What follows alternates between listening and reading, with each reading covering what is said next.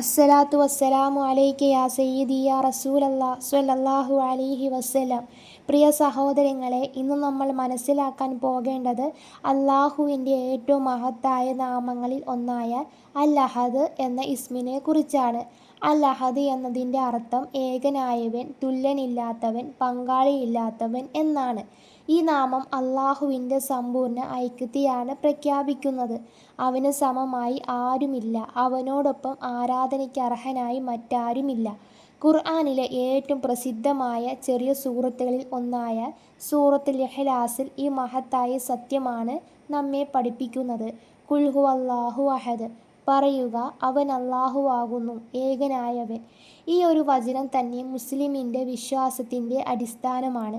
ഒരു വിശ്വാസിയുടെ ജീവിതത്തിൽ ഏറ്റവും പ്രധാനപ്പെട്ട കാര്യം അല്ലാഹുവിനെ ഏകനായി അംഗീകരിക്കുകയും അവനിൽ മാത്രം ആശ്രയിക്കുകയും ചെയ്യുക എന്നതാണ്.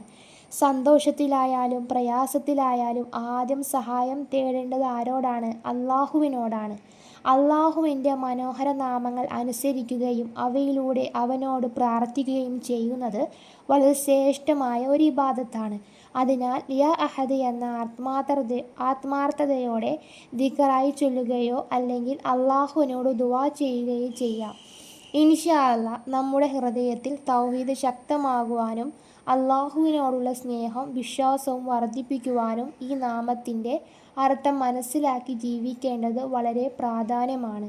ഇൻഷാ അല്ലാഹ് അല്ലാഹു നമ്മളെയൊക്കെ ശുദ്ധമായ വിശ്വാസത്തിലും സൽക്കർമ്മങ്ങളിലും ഉറച്ചു നിർത്തട്ടെ. ആമീൻ യാ റബ്ബൽ ആലമീൻ.